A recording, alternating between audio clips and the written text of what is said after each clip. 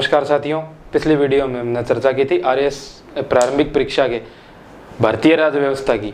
आज हम चर्चा करेंगे राजस्थान की राजनीतिक एवं प्रशासनिक व्यवस्था की। इसमें पहले है राजस्थान की राजनीतिक व्यवस्था। इसमें पहला पॉइंट है राज्यपाल।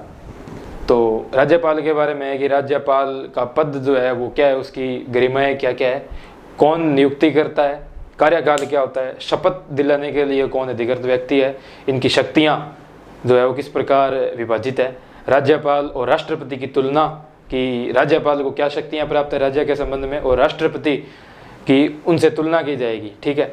फिर है राज्यपाल राज्यपाल जो है वो कब बना, प्रथम जो अपना राज्यपाल है उनकी नियुक्ति कब की गई राजस्थान के संदर्भ में, ये पढ़ेंगे।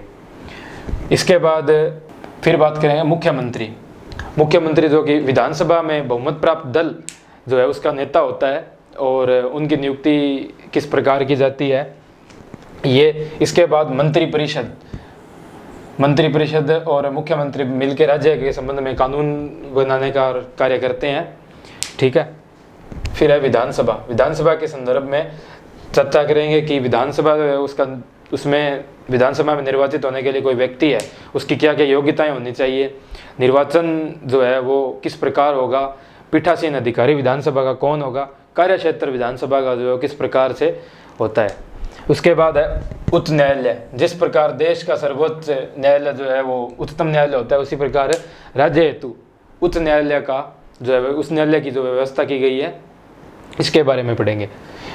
इसके बाद आगे है जिला प्रशासन प्रशासनिक व्यवस्था का एक महत्वपूर्ण अंग है हमारे राज्य के लिए। जिला प्रशासन में सबसे जो उच्चतम अधिकारी है वो जिला कलेक्टर को माना गया। जिला कलेक्टर, उसके बाद तहसील में जैसे एसडीएम, तहसीलदार और पटवारी, इस प्रकार से हायरार्की जो है वो की गई है। फिर है स्थानीय स्वशासन एवं पंचायती राज संस्थाएं। स्थानीय स्वशासन यानी जो शहर है, शहर के लिए निकाय जो बनाए गए, नगर पालिका, नगर परिषद, नगर निगम इत्यादि ये।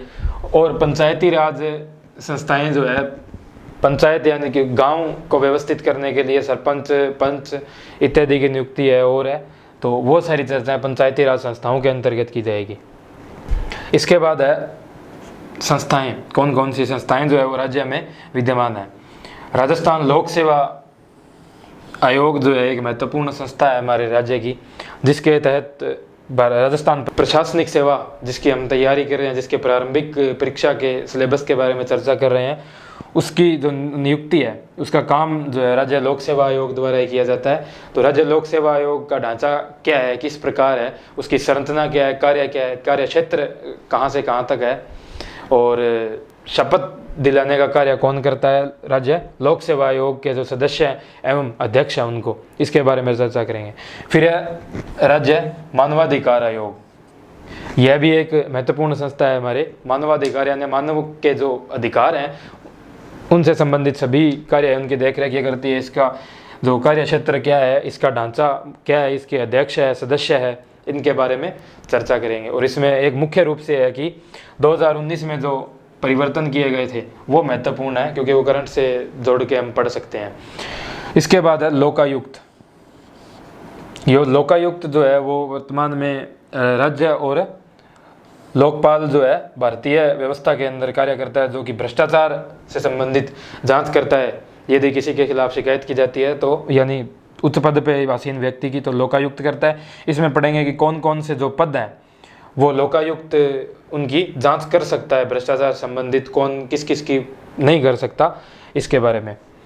फिर है राज्य निर्वाचन आयोग जो है नगर पालिका एवं पंचायती राज संस्थाओं के चुनाव करवाने का कार्य जो है राज्य निर्वाचन आयोग द्वारा किया जाता है। इसके अंदर नगर निकाय चुनाव राज्य निर्वाचन आयोग है। इसमें अध्यक्ष एवं सदस्य जो है वो किन को नियुक्त किया जाएगा, उसके लिए क्या क्या अर्हताएं हैं, उन चीज़ की चर्चा की जाएगी। फिर है राज्य सूचना आयोग RTI जो एक्ट है, राइट टू इन्फॉर्मेशन, उसको सुचारू रूप से चलाने का कार्य राज्य सूचना आयोग द्वारा किया जाता है। सूचना का अधिकार जो है वो राज्य सूचना आयोग ही पूर्ण करता है।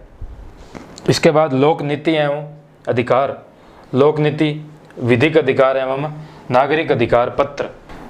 इसके बाद है लोक नीति। लोक नीति में जन कल्याणकारी जितनी भी योजनाएं होती है जो राज्य सरकार जो अपने नागरिकों के लिए बनाती है, वो लोक नीति का हिस्सा होती है। फिर है विधिक अधिकार। विधिक अधिकार में है जैसे शिक्षा का अधिकार, संपत्ति का अधिकार, सूचना का अधिकार, और महात्मा गांधी नरेगा जो योजना है, मनरेगा योजना है, वो मताधिकार का अधिकार है, वो ये सभी चीज़ें हमारे विधिक अधिकार के अंतर्गत आती है। इसके बाद है नागरिक अधिकार पत्र। नागरिक अधिकार पत्र में सरकार एवं विभाग द्वारा जो प्रशासन के अंदर पारदर्शिता का व्यवस्था की जाती है, वो सभी नागरिक अधिकार पत्र के अंतर्गत आती है, जिसमें राजस्थान लोक सेवा गारंटी अधिनियम, राजस्थान जन सुनवाई अधिनियम इत्यादि इसमें आते हैं। तो ये इस प्रकार आरएएस प्रारंभिक परीक्षा में पॉलिटी खंड जो है उसकी भारतीय राज्य व्यवस्था एवं राजस्थान की राज्य व्यवस्था के बारे में हमने चर्चा की। धन्यवाद।